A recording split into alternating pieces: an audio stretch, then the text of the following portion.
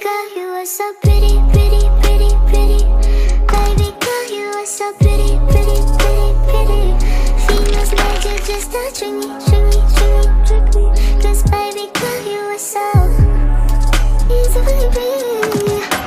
The only reason that I can do.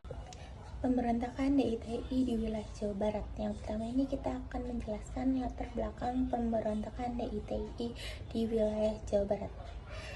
Latar belakangnya adalah ketidakpuasan Kartosoewirjo terhadap kemerdekaan Republik Indonesia yang kala itu masih dibayang-bayangi oleh kehadiran Belanda.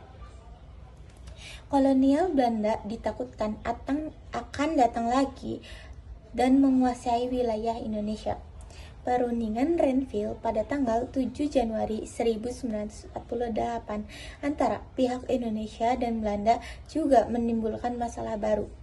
Dari kubu Kartosoewirjo menganggap keputusan terkait pemberian wilayah Jawa Barat sebagai bagian dari Belanda tidak mencerminkan arti kemerdekaan yang sebenarnya. Bahkan kebijakan tersebut membuat Kartosoewirjo mengklaim Jawa Barat sebagai wilayah independen, bukan bagian Indonesia lagi. Dalam Darul Islam, suatu pemberontakan pada tahun 1955, Civandik ini menerangkan saat itu Kartosoewirjo bertemu dengan Raden Oni dari Laskar Sabilillah di Tasikmalaya. Nah, mereka ini berniat mempertahankan Jawa Barat bersama Laskar Sabilillah dan Hisabilillah. Pada Februari tahun 1948, bentuk di Priangan dengan menetapkan Raden Oni sebagai panglima. Dan penetapan ini terjadi dalam pertemuan di Desa Pangwedusan, Cisayong di Tasikmalaya. Laskar Hisabilillah dan Sabilillah dan juga Gerakan Pemuda Islam Indonesia atau disebut juga GPII hadir di forum tersebut. Upaya pendirian NII di Jawa Barat tercium oleh pemerintah Indonesia. Kartosoewirjo dan kawan-kawan rupanya tidak setuju atau tidak mendapatkan informasi terbaru terkait perkembangan kedaulatan Indonesia. Setelah perundingan Royen dan konversi meja bundar atau disebut juga KMB, tokoh Islam Indonesia Muhammad Natsir yang nantinya itu akan menjabat sebagai Perdana Menteri. Dan ia juga mengaku ditugaskan oleh Presiden Soekarno untuk mengirim surat kepada Kartosoewirjo perihal perkembangan kondisi tersebut. Namun sebutannya dalam buku Muhammad Natsir pada 70 tahun ini kenang-kenangan kehidupan dan perjuangan pada tahun 1978. Surat yang ditulis pada tanggal 4 Agustus 1959 itu tidak sampai di tangan Kartosoewirjo sesuai perkiraan. Jelaskan proklamasi negara Islam Indonesia. Nah, lantaran tidak tahu perkembangan yang terjadi, ketidakpuasan Kartosoewirjo ini akhirnya mencapai puncak. Proklamasi NII sebagai negara pun dikumandangkan di Desa Cisayong, Tasikmalaya pada Jawa Barat pada tanggal 7 Agustus 1949. Isi proklamasi NII ini, Bismillahirrahmanirrahim, Asyhadu alla ilaha illallah wa asyhadu anna Muhammadan Rasulullah. Kami, umat Islam Indonesia, menyatakan berdirinya negara Islam Indonesia, maka hukum yang berlaku atas negara Islam Indonesia ialah hukum Islam. Demikian bunyinya, lalu ditutup dengan takbir dan tanda tangan Kartosoewirjo.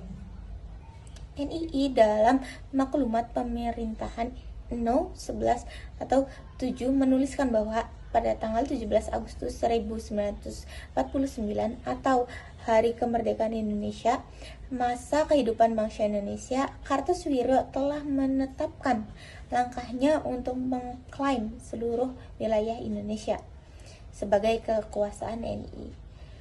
Sahabat masa remaja, Soekarno ini merangkai konsep bentuk dan tanda tangan Kartosoewirjo. NII dalam maklumat pemerintahan No. 11 atau 7 menuliskan bahwa pada tanggal 17 Agustus 1949 atau Hari Kemerdekaan Indonesia, masa kehidupan bangsa Indonesia, Kartosuwiryo telah menetapkan langkahnya untuk mengklaim seluruh wilayah Indonesia sebagai kekuasaan NI. Sahabat masa remaja, Soekarno ini merangkai konsep bentuk dan sistem pemerintahan baru dengan dirinya sebagai imam negara. Tokoh DITI di wilayah Jawa Barat ada beberapa selain Kartosuwiryo yang mengklaim sebagai imam negara.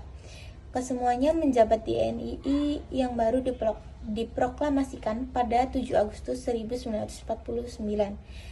Wakil imam yang diisi oleh Karman, Menteri Dalam Negeri, dijabat oleh Sanusi Patra Wijaja, sedangkan Menteri Penerangan diduduki oleh Zaza Arsyad.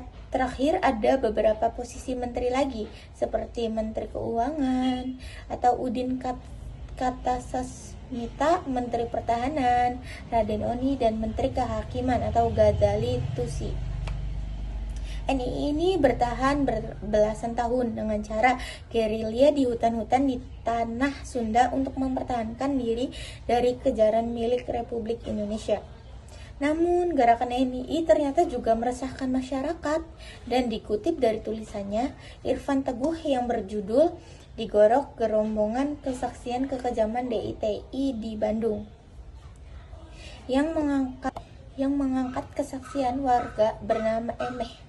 Emeh ingat betul bagaimana ia dan warga lainnya hampir setiap hari harus menyediakan nasi untuk orang-orang di DITI. Mereka juga seringkali diperlakukan kasar oleh anak-anak buahnya atau anak-anak buah Kartosuwiryo. Itu aku akan menjelaskan di akhir pemberontakan DITI di wilayah Jawa Barat. Dan Kartosuwiryo NITI ternyata bukan hanya berperang melawan TNI, tetapi juga bertindak semena-mena kepada masyarakat. Akhirnya mulai timbul perasaan curiga di antara para ulama, pemerintah, dan masyarakat, sehingga menimbulkan fitnah.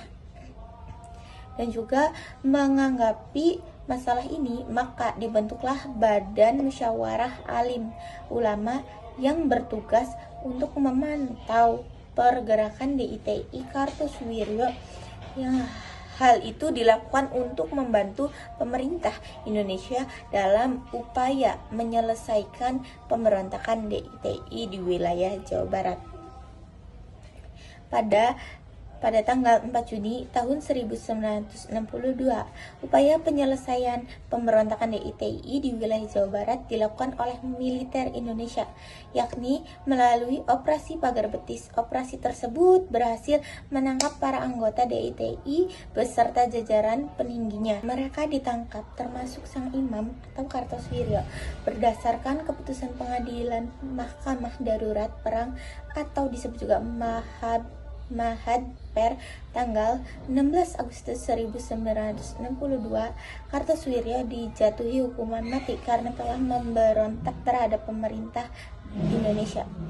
Pada tanggal 5 September juga 1962, Kartosuwiryo dibawa ke salah satu pulau di Kepulauan Seribu atau dekat Teluk Jakarta. Ia dieksekusi setelah sehari sebelumnya dan dikabulkan permintaan terakhirnya untuk bertemu keluarga. Pada tepat pukul 5 waktu 50 WIB, Kartosuwiryo dihukum mati, dan itulah akhir pemberontakan DITI di wilayah Jawa Barat. Terima kasih, sekian. Only reason that these passes can type is cause I thought that you would like it. I'm only gone for the secret outside. Because I